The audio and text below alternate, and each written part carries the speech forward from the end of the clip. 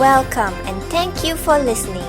The following is a personal account of experiences during and after the curfews of 1969 through the eyes of my father, Mr. Ricky Tan Leong Tuan, who was born in Kuala Lumpur in 1950. He was 19 at the time.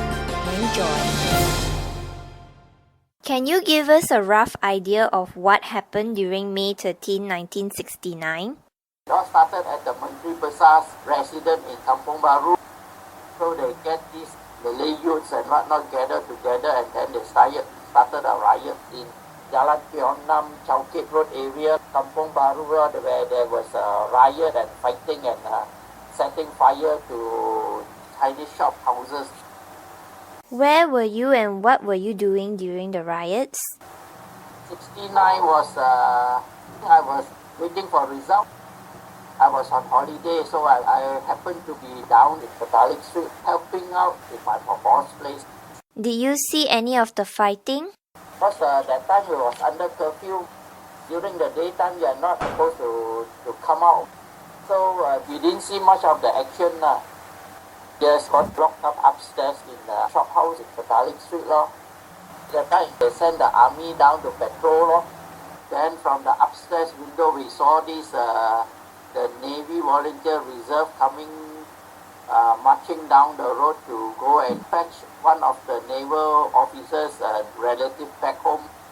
How about Batu Caves, where you usually stay? That time Mama was in Batu Caves with your uncles. Next door is the government rice go down, so the army was sent there to protect it. So basically over there in Batu Cave there is not much riot or what, because at that time they deploy the army and the police. Did you remember anything in the media at the time? Actually that time we don't have TV, no radio, nothing lah. We totally depends on the people, neighbors around to let us know what happened. From what we heard, quite a lot of people got killed and whatnot, especially in Kampung Baru, Canberra Road, Chowkit Road area lah. How long did the curfew last? The curfew lasts easily more than 2-3 weeks. What happened after the curfew? I remember you mentioning something about joining Pembina Negara. Yeah. The time we all went to join the Pioneer Corps. The government set up a youth camp because they found that a lot of youths was involved in the rioting.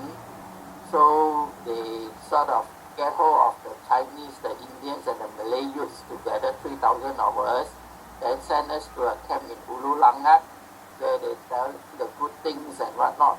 Something like the compulsory national service. Tensions between the races must have been still pretty shaky. Did you experience any incidents? That time to take the bus to Ulu Langat, the bus station was in Udu Riot. All the youths who participated, very few of us, Indian and Chinese. Then we have this group of extremist Malay youths said, bunuh Cina, bunuh Cina. That time we got this group of Malay boys who said, jangan takut, kita bantu you. So we got the extreme one and you have the good one.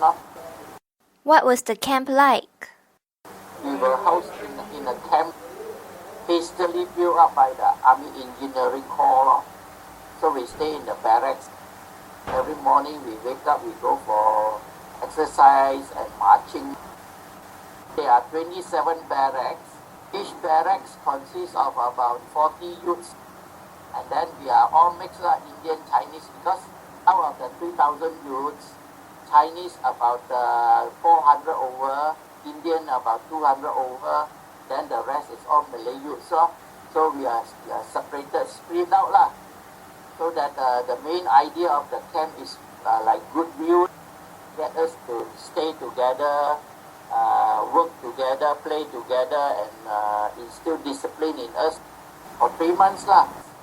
Did you get to visit home? For the first 2 months, not supposed to go back. So during weekends, the parents come and visit us. What happened after those 3 months?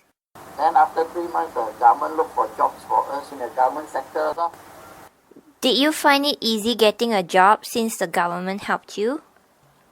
I went for interview for the Public Works Department technician post. Out of 30 of us, 28 Malay boys, 1 Chinese and not even 1 Indian, 29 Malay and I'm the only Chinese. Later I found out that the interview was successful. But at one also, my big boss told me, he said, because when I went for the interview, they have a simple exam for us to take, on science and maths. In fact, I was the top scorer there, and yet they doesn't want to give me the job. So my ex-boss who interviewed me told the board, he said it's a pity because he's qualified. So because of him, I managed to get the job. Thank you for listening. I hope that was insightful. Stay tuned for future podcasts at malaysiage13.wordpress.com.